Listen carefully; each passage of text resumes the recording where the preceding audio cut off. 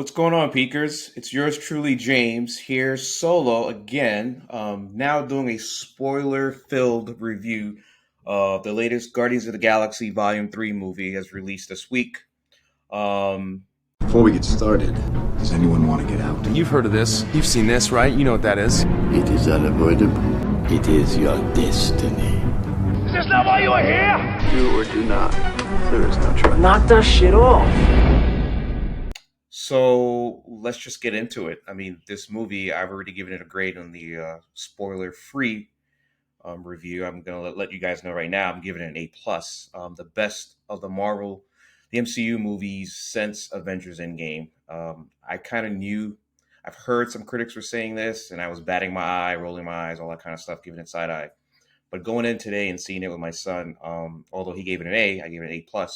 We both agreed this was the best.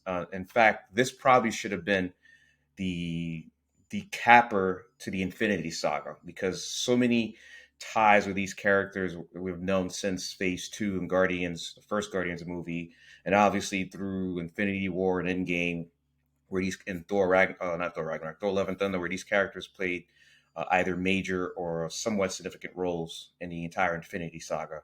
So this felt like it was a call back to Phase One through Phase Two to Three of the way that the story was developed, the action sequences. In fact, I think the action sequences are probably the best since Endgame.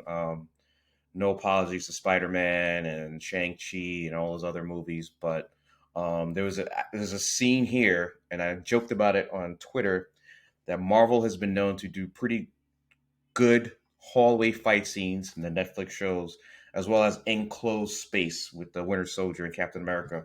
I think they actually did a great job in one scene here where it showcased James Gunn's directing style with the advancement of technology, CGI. Obviously, some things are CGI, and great set design. And it's probably a solid 3 minutes of this action sequence that was fantastic.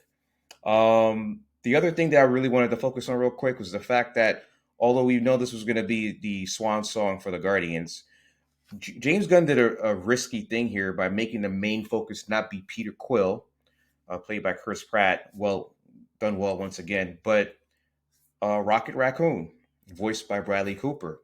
He was the main focus of this movie, with some great tie-ins between his backstory, which is, oh my God, the center of this movie, and your heart rings aloud for Rocket's character and how it's woven into the story. Done really well. Also, some of the side characters, Mantis now and Drax, who I was never a fan of Drax since the first movie. I thought he was a comedy relief done way too often. But I think James Gunn focused a little bit more on Drax to make it a solid character with a solid story that wasn't too much like tomfoolery. Nebula, I've loved Nebula since the first movie, and I loved her in Infinity War and Endgame. She again shines. Karen Gillan, fantastic job. And Mantis gets a little bit more. We've seen Mantis get developed more in the Guardians Christmas special, and that gets tied into this movie as well. We know that she's the sister or half sister of Peter, so she has some emotional ties to Peter, but also all of the characters in the Guardians. Some new characters are revealed. For those of you who didn't watch the Christmas special, Cosmo, the dog, is here. Some of the Ravagers. And Kranglin, who is played by Sean Gunn, James's younger brother, who was a Ravager in the first movie for Yondu. He gets a moment here to shine as well, and a little bit more front and center action, particularly in the third act. I mean, what can I say? This movie, I think James Gunn is learning what works and what doesn't work. He was lucky with Guardians 1. Guardians 2 was critically acclaimed for different reasons. Some folks really liked it. Some folks thought it was a little too campish.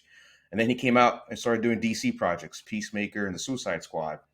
And say what you want about those movies in the DC tentpole, but they were probably some of the better movies that came out of DC. And that's because of James Gunn's directing style and writing style for these characters. How he gets you to emote with side characters more so than the main superstars. He did a pretty good job with that. There are two post-credit scenes in this movie. Stay and watch both. Usually, there's one of them that's really just for like an audience Easter egg, which there was here, and then the the other one was just comedy. It was funny. Oh, one last thing, Adam Warlock. All right, nitpick. The only ding I could have in this movie was Adam Warlock. For those who know me personally, I've been a huge Adam Warlock fan. The Infinity Watch, post Infinity Gauntlet in the comic books back in the '90s.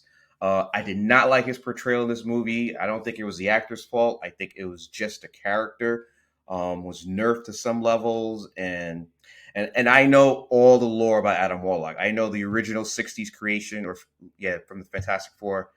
He was a child. He was naive, and then but later on in the '70s, when he started doing more cosmic missions, he became more mature, more mysterious.